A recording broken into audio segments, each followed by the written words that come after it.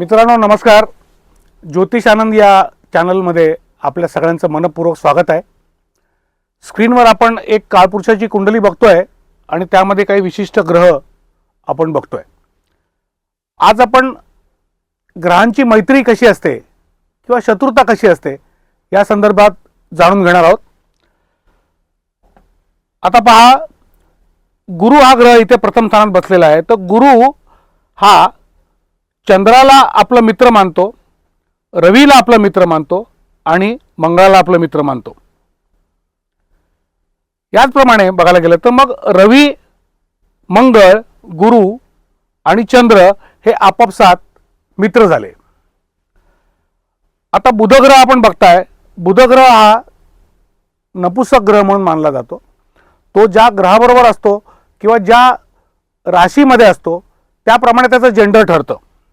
For example, आता हा मेष राशीत आहे म्हणजे मेष राशीचा मालक मंगळ आहे म्हटल्यानंतर बुध हा मंगळाप्रमाणे किंवा गुरुला सपोर्ट करून गुरुची फळं वाढवण्याकरता मदत करतो.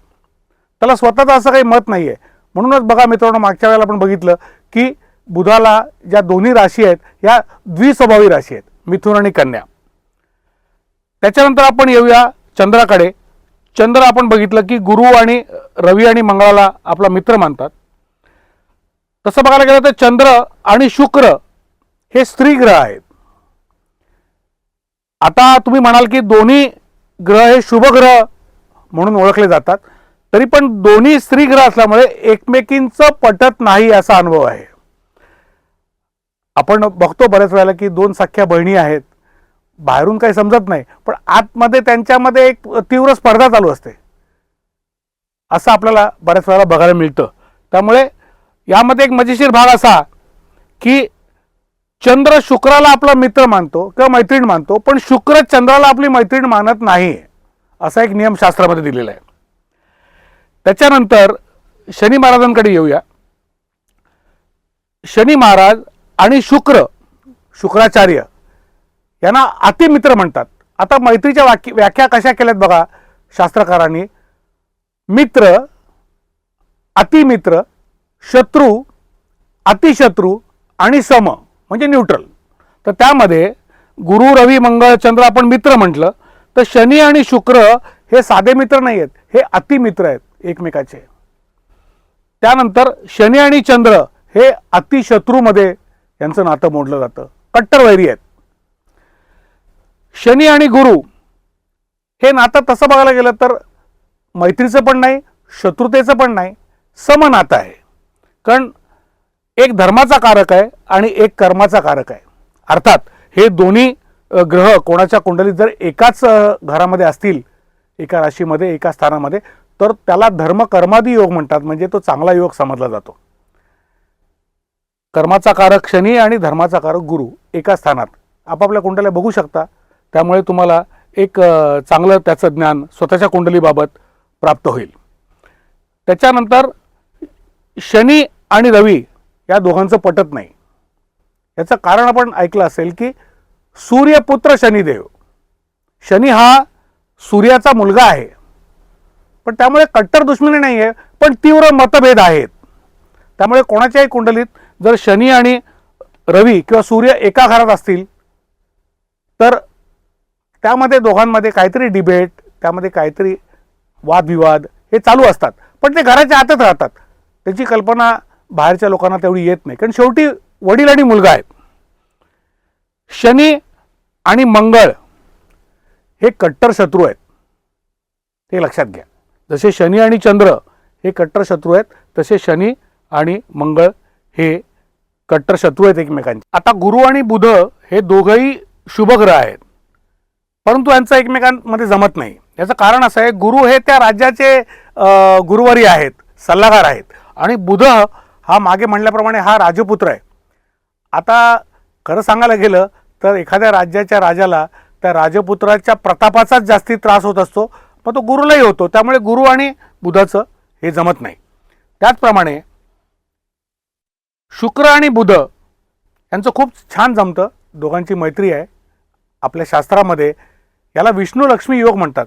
जर एखाद्याच्या कुंडलीमध्ये बुध आणि शुक्र एकत्र असतील तर बुध म्हणजे विष्णू, शुक्र म्हणजे लक्ष्मी, हा योग मानला जातो. चांगली ही युती असते बुध आणि शुक्राची. आता शुक्र आणि मंगळ यांचं बिलकुल जमत नाही. पण जेव्हा आपण विवाह या विषयावर बोलू तेव्हा मंगळ म्हणजे पुरुष, शुक्र म्हणजे स्त्री. तर या दोघांमध्ये असणारं एक नैसर्गिक आकर्षण याचेही कारक दोन ग्रह आहेत. पण शास्त्रामध्ये एकमेकाशी यांचं जमत नाही असं एक सूत्र सांगितलं जातं. आणि सगळ्यात महत्त्वाचं आता देवगुरु बृहस्पती आणि दैत्यगुरु शुक्राचार्य यांचं बिलकुल जमत नाही. कारण एक देवांचे सल्लागार आहेत आणि एक राक्षसांचे सल्लागार आहेत. आता आपण शुक्राला आपल्या भारतीय पद्धतीमध्ये पण दोन पद्धती आहेत. जे उत्तर भारतीय ज्योतिषशास्त्र आहे त्यामध्ये शुक्राला शुभग्रहाची संज्ञा आहे. पण बरेचसे प्रांत भारतातले असे आहेत की साधारणपणे दक्षिणेतले जे शुक्राला पापग्रहाची संज्ञा देतात, शुभग्रह मानत नाहीत, कारण ते दैत्यांचे गुरु होते शुक्राचार्य. पण अशी एक कथा आहे की गुरुदेवांनी म्हणजे ज्युपिटरनी, देवगुरु बृहस्पतीने आपल्या मुलाला सांगितलं होतं की तुला माझ्याकडून शिक्षण मिळण्यापेक्षा मला काही विद्या स्वतःला येत नाहीत, तर तू दैत्यगुरु शुक्राचार्यांकडे जा. ते सर्व विद्यांचे ज्ञाते आहेत. सर्व विद्या प्रवक्तारम असं शुक्राचा जो नवग्रह स्तोत्रामध्ये मंत्र आहे त्यामध्ये म्हटलेलं आहे. सर्व विद्या प्रवक्तारम म्हणजे ज्यामध्ये मृत संजीवनी विद्येचा पण अंतर्भाव होतो. तर स्वतः गुरु महाराजांनी आपल्या मुलाला शुक्राचार्यांकडे पाठवलं की तू त्यांच्याकडून ही विद्या अवगत करून घे. पण प्रत्यक्षात हे दोघं जरी एकमेकाचे शत्रू असले तरी एखाद्याच्या कुंडलीमध्ये गुरु आणि शुक्र जर एका घरामध्ये विराजमान असतील तर त्याला अत्यंत चांगला योग समजतात. चंद्र आणि बुधसुद्धा हे शुभग्रह आहेत पण त्यांचं एकमेकाशी जमत नाही.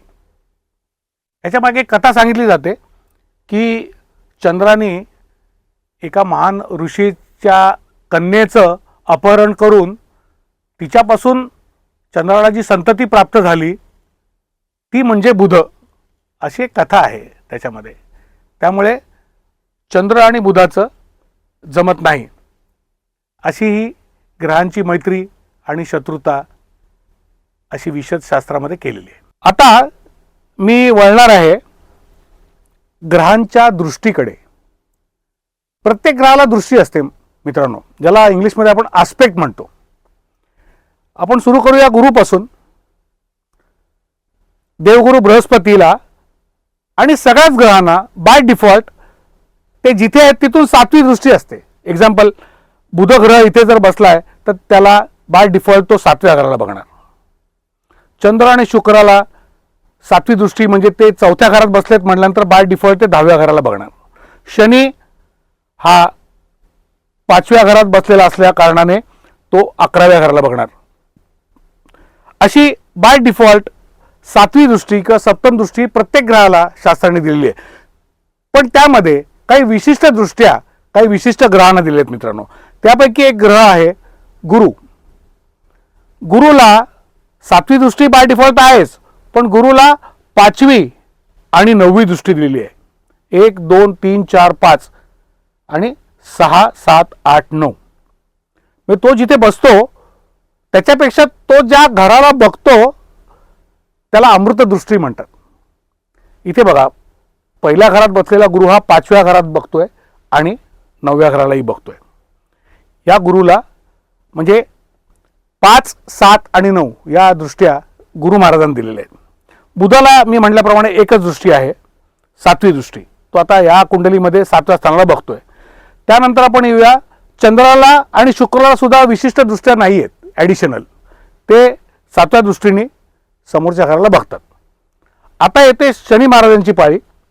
शनी महाराजांना बाय डिफॉल्ट सातवी दृष्टी आहेच, पण त्यांना ॲडिशनल दृष्टी 3री आणि 10वी दिली आहे. 3री म्हणजे 5 6 7 म्हणजे 7व्या स्थानावर शनी महाराज बघतायत.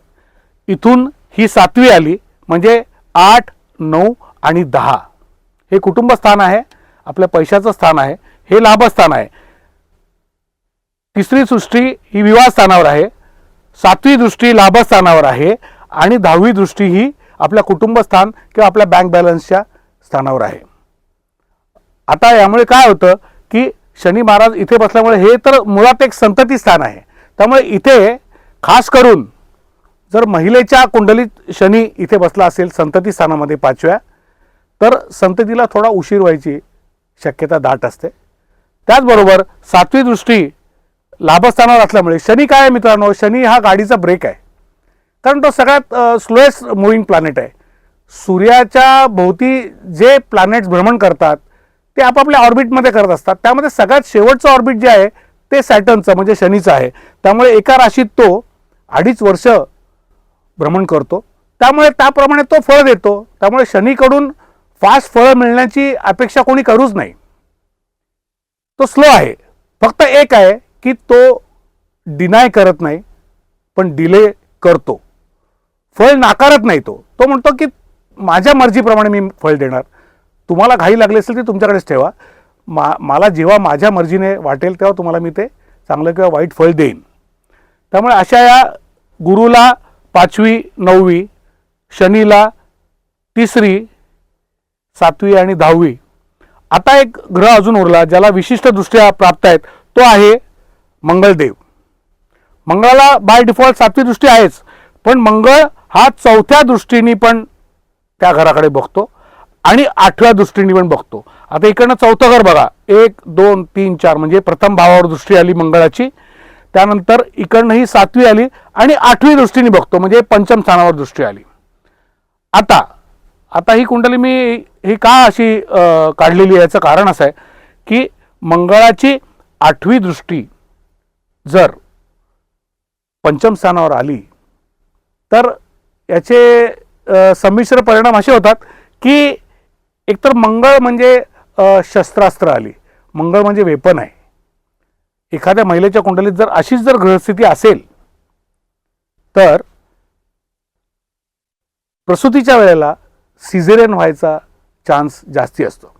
कारण मंगळाची दृष्टी इथे पडल्यामुळे हा चान्स जास्ती असतो सिझेरियन व्हायचा. नॉर्मलची शक्यता अर्थात इथे गुरु दाखवलेला आहे, गुरुची 5वी शुभदृष्टी ती पडते. समजा इथे गुरु नसेल तर 100% सिझेरियनची शक्यता बळावते. असे 3 ग्रह आहेत, मंगळ, गुरु आणि शनी, ज्यांना विशिष्ट दृष्ट्या अपार्ट फ्रॉम 7th ॲस्पेक्ट या दिलेल्या आहेत आणि त्या काम करतात. असा एक नियम आहे की ग्रह ज्या घरात असतो त्याच्यापेक्षा तो जिथे बघतो त्या घरावरती आणि त्या ग्रहांचे जे ॲट्रिब्यूट्स तुम्हाला मी सांगितले विशेष. आता फॉर एक्झाम्पल शनीची दृष्टी लाभस्थानावर आहे, म्हणजे तुमच्या इन्कममध्ये थोडासा ब्रेक येणार आहे. तुम्हाला जे काही अतिरिक्त लाभ अपेक्षित आहेत तिथे थोडा डिले होऊ शकतो. नंतर 10वी दृष्टी बँक बॅलन्सच्या किंवा धनस्थानावर आल्यामुळे इथे पण थोडासा त्रास होऊ शकतो.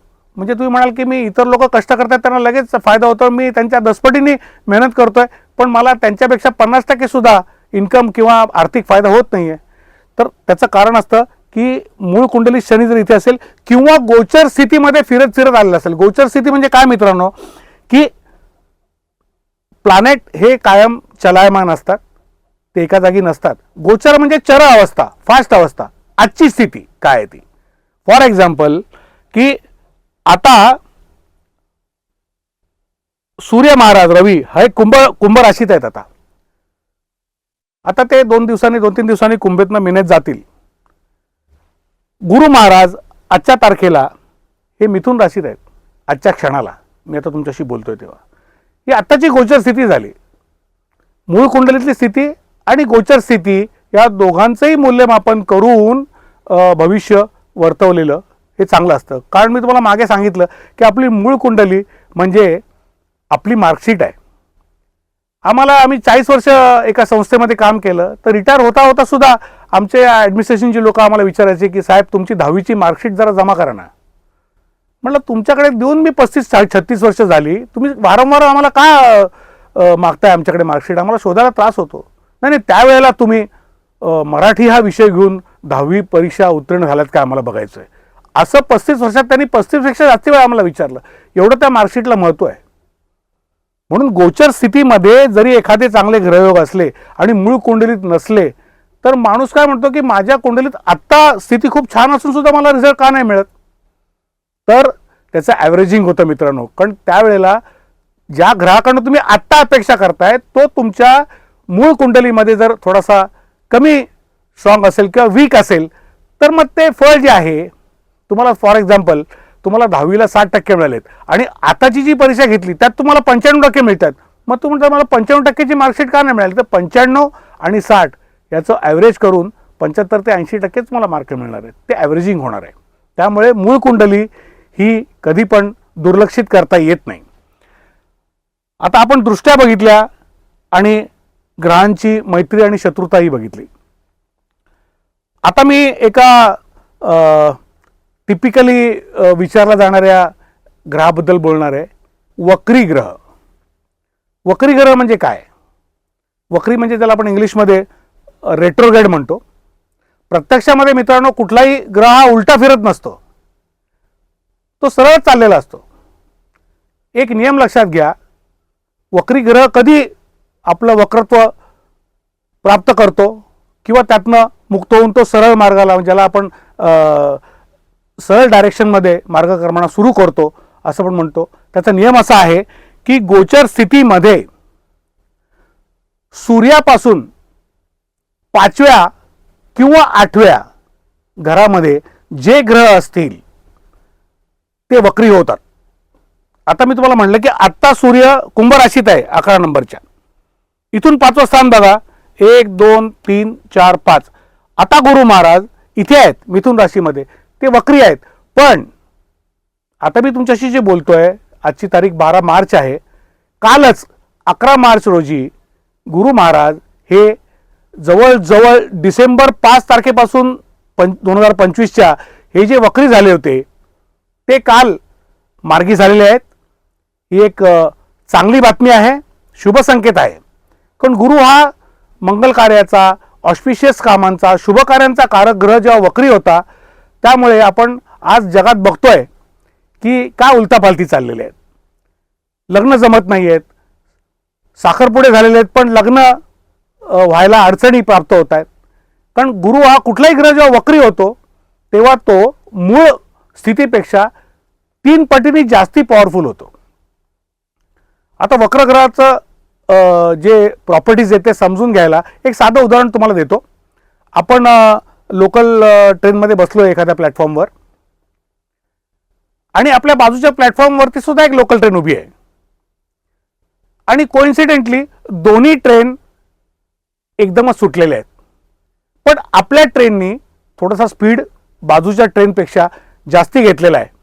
तर आपल्याला काय प्रतीत होतं की आपल्या बाजूच्या प्लॅटफॉर्मवरून त्याच दिशेला चाललेली ट्रेन ही उलट्या दिशेला जाते की काय. प्रत्यक्षात तसं नसतं.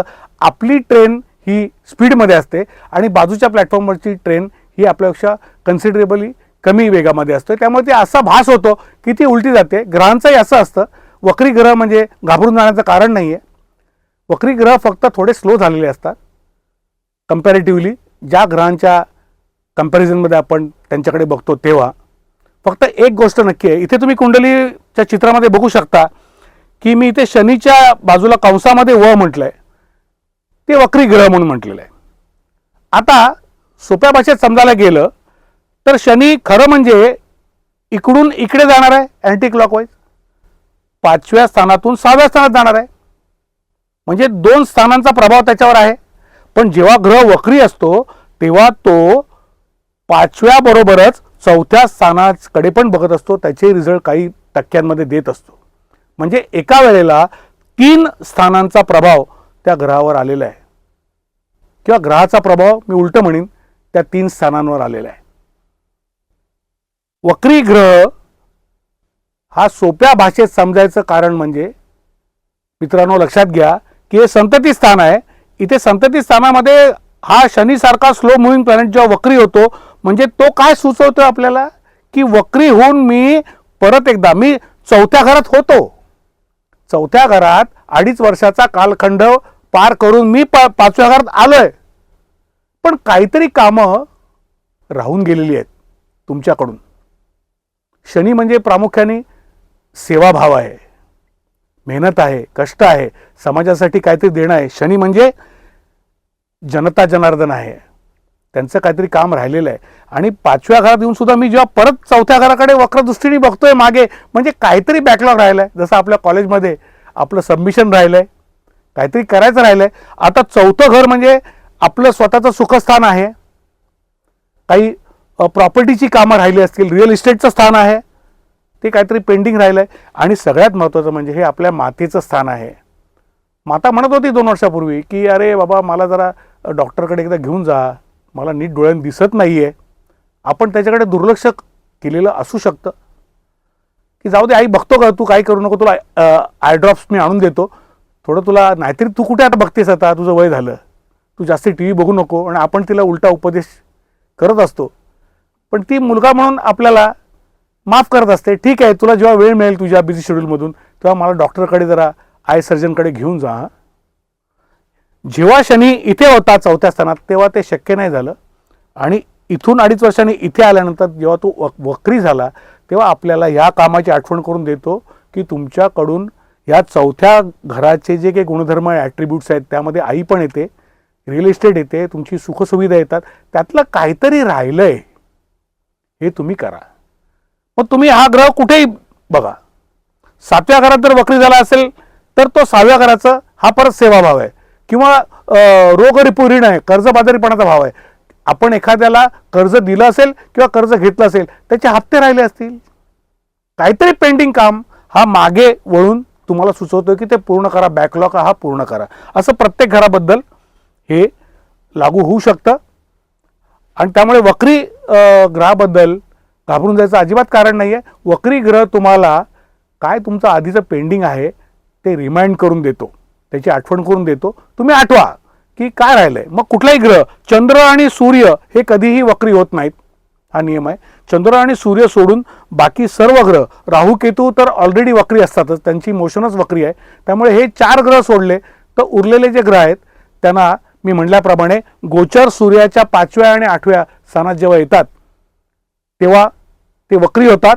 आणि त्याप्रमाणे आपल्या भल्यासाठीच ते आपल्याला काही गोष्टी सुचवत असतात की तुम्ही जास्ती हवेत जाऊ नका, जास्ती ओव्हर स्पीड तुमच्या आयुष्याची गाडी करू नका, थोडं थांबा, थोडं गाडीलाही थंड होऊ द्या, मागे काय राहिलंय त्याची एकदा उजळणी करा, त्याचा आढावा घ्या, ज्याला आपण सिंहावलोकन म्हणतो ते करा, आणि मग पुढची मार्गक्रमण करा.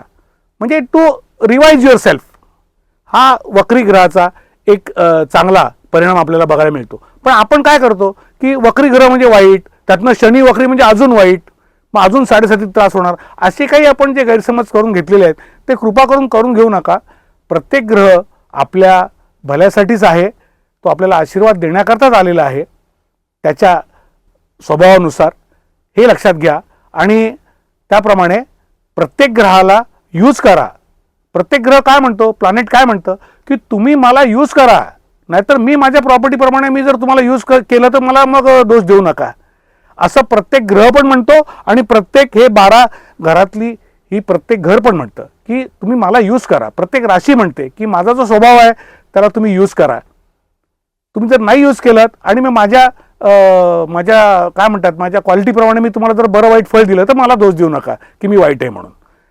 हा साधारण नियम आहे. त्यामुळे आपण प्रत्येक ग्रहाशी मैत्री करायची आहे, प्रत्येक राशीशी मैत्री करायची आहे, आणि आपल्याला आपल्या आयुष्यात येणारे अडथळे हे पार करून आपल्या आयुष्याचा रथ जो आहे त्याचा मार्ग हा सुकर करायचा आहे. कसं वाटलं माझं बोलणं मित्रांनो, मला सांगा. तुमच्या सूचना येत आहेत, त्याचं मनापासून स्वागत करतो.